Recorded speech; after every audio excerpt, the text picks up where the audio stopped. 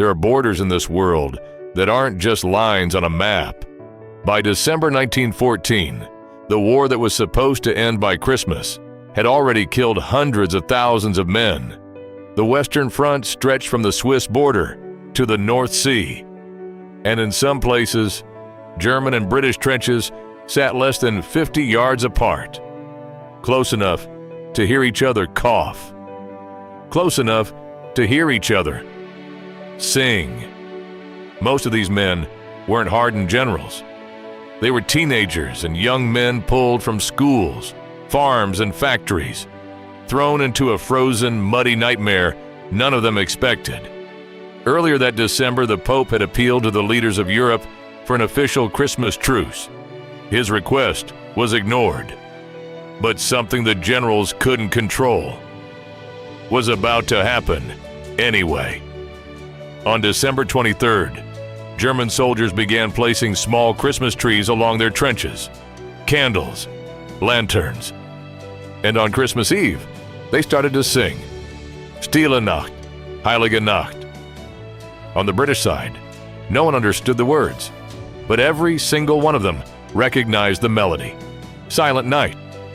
One British soldier later wrote, "I thought, well, this is really a most extraordinary thing. Two nations both singing the same carol in the middle of a war." The singing turned into shouting. "Come over here," one German soldier called out in English. A British sergeant called back, "You come halfway, I come halfway." In other parts of the line, soldiers held up signs. Simple, broken English. You know shoot, we know shoot. No officer ordered this. No general approved it. It was just men deciding for themselves. On Christmas morning, that strip of frozen, cratered land between the trenches, a place that had only meant death for months, became something else entirely. German and British soldiers climbed out of their trenches and walked toward each other. They shook hands. One British soldier, John Ferguson, later recalled, "Here we were laughing and chatting to men whom only a few hours before we were trying to kill." They exchanged whatever they had: cigarettes, cigars, chocolate, even champagne in some places. A British soldier described it simply, "We shook hands with them. We gave them cigs, jam, and corned beef. They also gave us cigars, but they didn't have much food.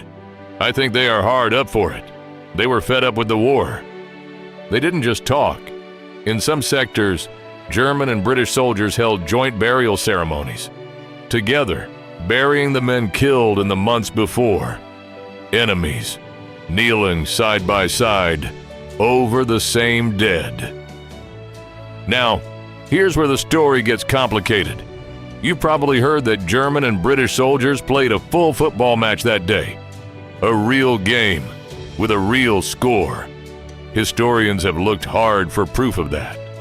And the truth is, they haven't found much. What they have found is smaller, but just as remarkable. Soldiers kicking a ball around, informal kickabouts, moments of play, in the middle of a battlefield. Maybe not the legendary full match the story tells, but something just as human. Soldiers, for a few minutes, simply being young men again. For one day, along roughly 2/3 of the British-controlled front, the guns simply fell silent. No one ordered it. It just happened. When word reached the high command, the reaction was not celebration. It was horror. Commanders on both sides issued strict orders. This could never happen again. And it didn't. Not like this. In the years that followed, the war grew darker. Poison gas, mass slaughter, a bitterness that made the kind of trust shown that Christmas impossible to repeat. The Truce of 1914 remained alone in history, never matched again for the rest of the war. For decades, some people doubted it had even happened. But letters home, diaries and photographs taken secretly by soldiers against orders proved it beyond doubt. This wasn't legend. This was real. For one single day, in the middle of the deadliest war the world had ever seen, ordinary men on both sides decided something that their governments never could, that the men across the line weren't so different from themselves, not because anyone told them to, but because for one night, it was simply the human thing to do. These are the moments history tends to forget. This is Forgotten Handshakes.